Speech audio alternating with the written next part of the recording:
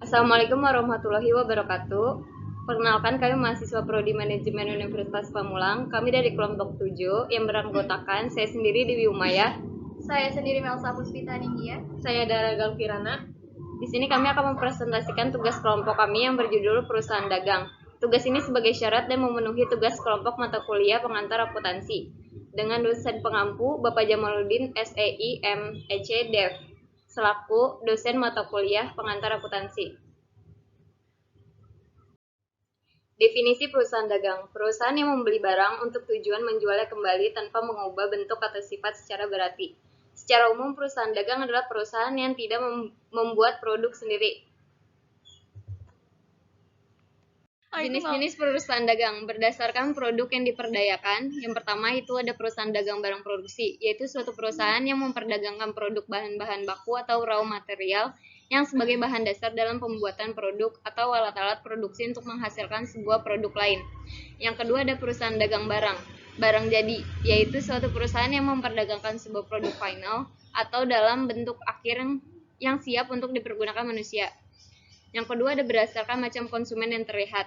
Yang pertama ada perusahaan dagang besar atau wholesaler, yaitu perusahaan yang secara langsung membeli suatu produk dari pabrik dalam jumlah yang besar.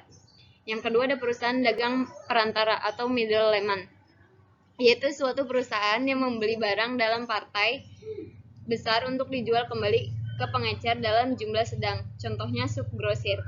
Yang ketiga ada perusahaan dagang pengecer atau retailer, yaitu suatu perusahaan yang langsung berhubungan dengan konsumen, pembeli secara eceran atau produk yang ditawarkan.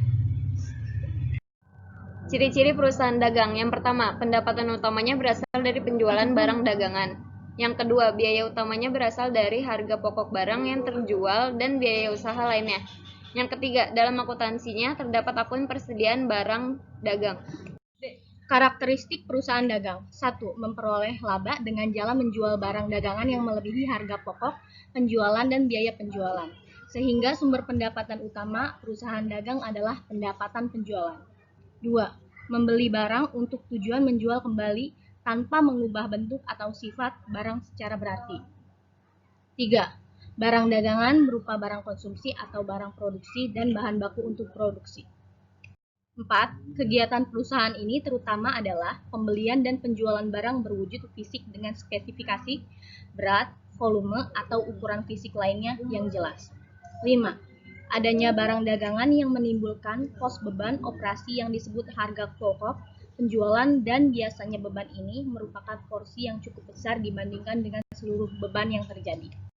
Perbedaan perusahaan dagang dan perusahaan jasa. Keterangannya: wujud barang perusahaan dagang berwujud fisik, perusahaan jasa berwujud non-fisik.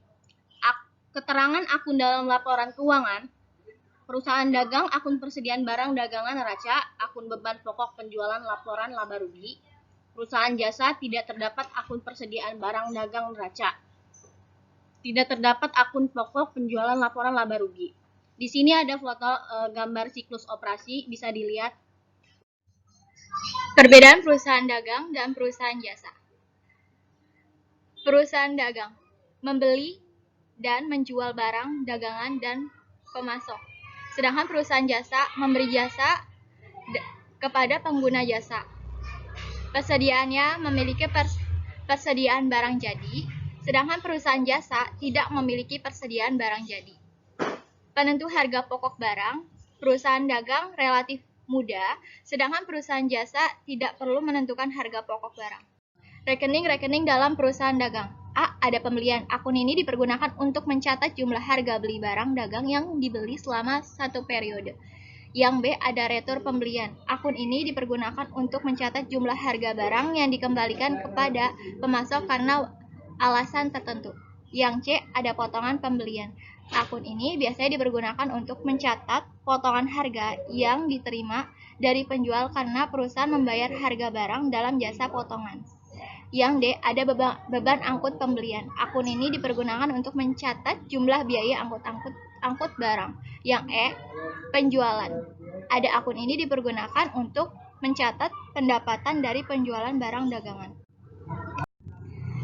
Ada F. Retur penjualan. Akun ini dipergunakan untuk mencatat jumlah harga barang yang diterima kembali dari pelanggan karena alasan tertentu. Ada G, potongan penjualan. Akun ini dipergunakan untuk mencatat jumlah potongan tunai atau cash discount yang diberikan kepada pelanggan karena dia membayar dalam masa potongan sebagaimana tertera dalam syarat pembayaran. Ada H, yaitu beban angkut penjualan. Akun ini digunakan untuk mencatat jumlah beban pengangkut barang-barang yang dijual yang ditanggung perusahaan. Ada I, untung dagang. Akun ini digunakan untuk mencatat timbulnya utang dagang dan pelunasan kewajiban atas pembelian secara kredit. Ada J, piutang dagang. Akun ini digunakan untuk mencatat timbulnya piutang dagang dan pelunasan piutang atau penjualan secara kredit. Sekian dari presentasi kelompok kami tentang perusahaan dagang. Wabillahi taufiq wal hidayah. Wassalamualaikum warahmatullahi wabarakatuh.